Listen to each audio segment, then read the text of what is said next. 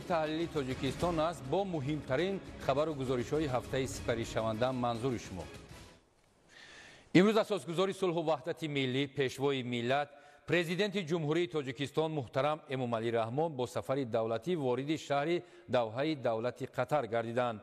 با مناسبت سفر دولتی پرزیدنت جمهوری تاجیکستان و پذیرایی سطح بلندی پیشوای تاجیکان جهان محترم امامعلی رحمان میدان فرودگاه با صف آرایی گرد فخری با پرچم‌های هر دو دولت ایدانه آرای یافته عکس‌های سران دولت‌ها و رمز و شعارهای تجسم کننده همگرایی‌های نیکی دو دولت دوست آویزان گردیدند. در دوره سفر دولتی و دولت قطر در شهر دوحه اساسگزار صلح و وحدت ملی پیشوای ملت پرزیدنت جمهوری تاجیکستان محترم امامعلی رحمان با نمایندگان والامقام قطر ملاقات‌های سودمند انجام دادند.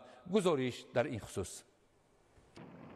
21 январ اساسگزار صلح و وحدت ملی پیشوای ملت پرزیدنت جمهوری تاجیکستان محترم امامعلی رحمان با سفر دولتی وارد شهر دوحه دولت قطر گردیدند.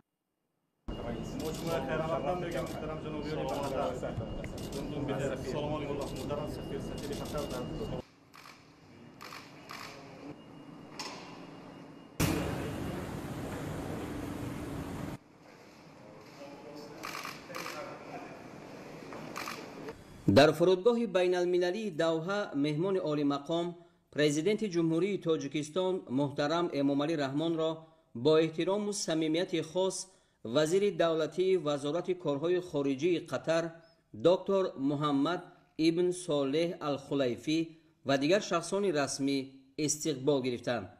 با مناسبت سفر دولتی پرزیدنت جمهوری تاجیکستان میدان فرودگاه با پرچم‌های هر دو دولت ایدانه آرای یافته عکس‌های سران دولت‌ها گذاشته شد. به خاطر پذیرایی سطح بلند مهمان عالی مقام راهرو با قالین سرخ گسترده شده از دو کنار آن قراول فخری صف کشید.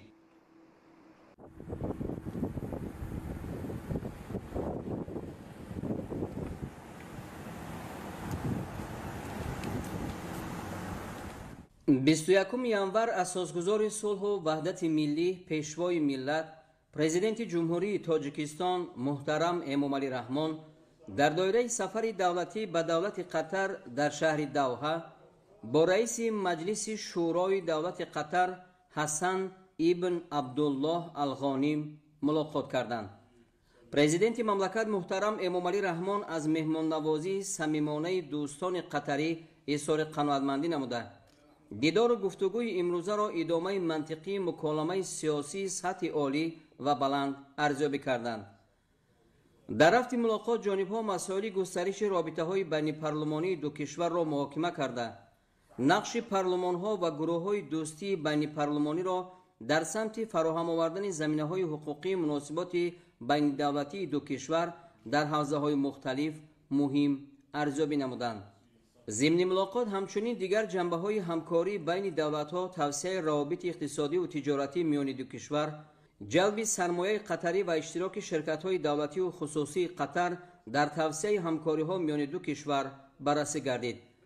مسائل تحکیم رابطه‌ها در عرصه‌های گومانیتاری و فرهنگی نیز مورد محاکمه قرار داشتند. در رفت ملاقات جانب‌ها همچنین اوید به دیگر مسائل مورد توجه تبادل اندیشه نمودند.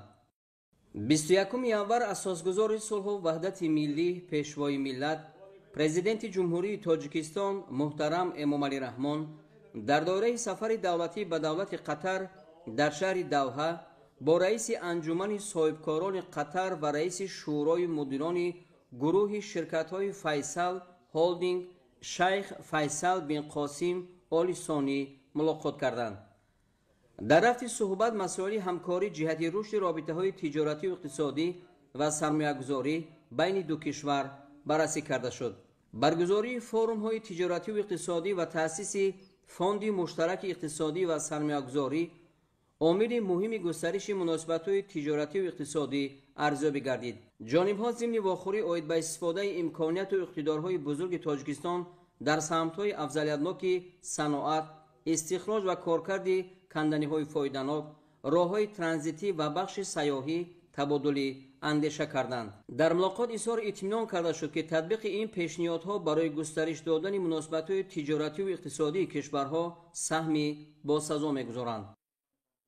21 январ اساسگزار صلح و وحدت ملی پیشوای ملت پرزیدنت جمهوری تاجیکستان محترم امامعلی رحمان در دایره سفر دولتی به دولت قطر در شهر دوحه با مدیر بخش سرمایه‌گذاری شرکت دیار قطر احمد محمد طیب ملاقات کردند.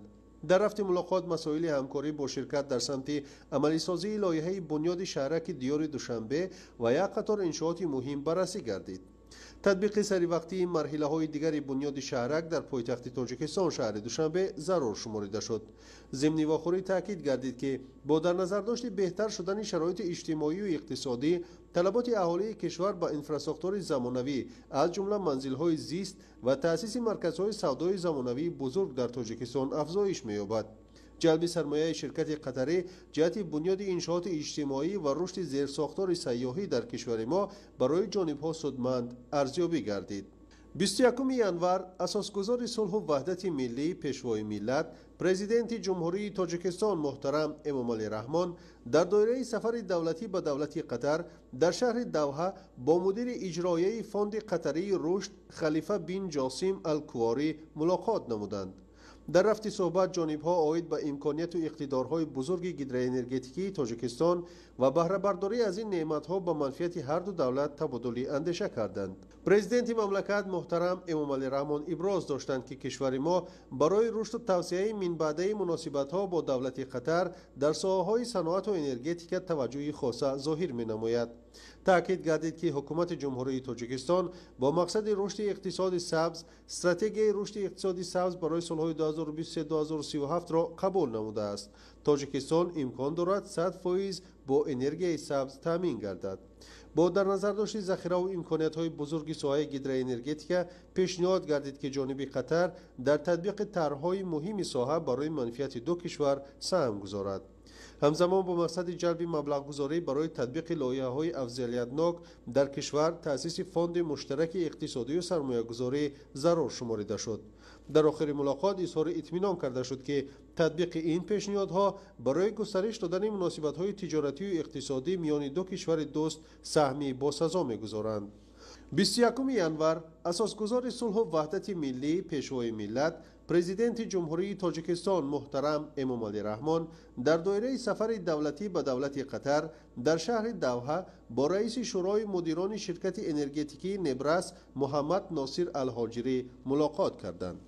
پرزیدنت مملکت محترم امامعلی رحمان ملاقات مذکور را برای رشد همکاری‌های تجارتی و اقتصادی و سرمایه‌گذاری بین کشورها مهم ارزیابی نمودند. تأکید گردید که جمهوری تاجیکستان دارای اقتدار بزرگ منبع‌های تجدید شونده انرژی میباشد. حکومت کشور با مقصد رشد اقتصادی سبز استراتژی رشد اقتصادی سبز برای سالهای 2023-2037 را قبول نموده است. در تاجیکستان با مقصد استحصال نیروی برق از دیگر سرچشمه‌های برقرار شونده با مانند منبع‌های آفتابی و بادی پیوسته تدبیرهای عملی اندیشیده می شود. از جانب دولت قطر دعوت به عمل آورده شد که امکانیت سرمایه‌گذاری در این ساحه‌ها را آموخته در تطبیق عملی لایحه‌های افضلیت‌ناک با منفعت دو جانب و جهت گسترش همکاری‌ها بین کشورها سهمی باسزا گذارند. در رفت ملاقات جانب‌ها همچنین عاید به دیگر موضوعات مورد توجه اندیشه رانی کردند. 21 январ اساسگزار صلح و وحدت ملی پیشوای ملت پرزیدنت جمهوری تاجیکستان محترم امامعلی رحمان در دایره سفر دولتی به دولت قطر در شهر دوحه با رئیس بخش سرمایه‌گذاری فوند دولتی سرمایه‌گذاری قطر شیخ فیصل ابن ثانی آل ثانی ملاقات کردند. پرزیدنت مملکت محترم امامعلی رحمان دولت قطر را یکی از شریکان مهم تجارتی و اقتصادی و سرمایه‌گذاری تاجیکستان ارزیابی کردند. در رفت ملاقات جانب‌ها مسائل رشد و توسعه من بعده رابطه‌ها را در ساحه‌های صنعت و انرژتیک مورد بررسی قرار دادند.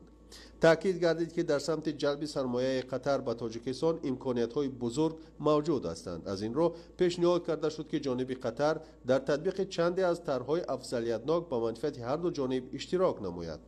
در رفت ملاقات مسائل بهره برداری از اقتدار بزرگ ترانزیتی تاجیکستان در منطقه اوراسیا، انرژی تجدیدشونده کشور ما، همکاری در ساحه صنعت، استخراج و کارکرد کندنی‌های فایده‌ناک محاکمه کرده شد.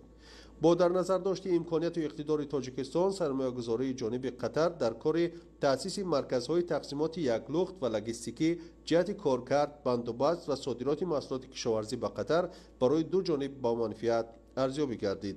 همچنین ضمن ملاقات پیشنهاد کرده شد که با مقصد مبلغ گذاری لایحه‌های افضلیتناک جمهوری تاجیکستان، فاند مشترک اقتصادی و سرمایه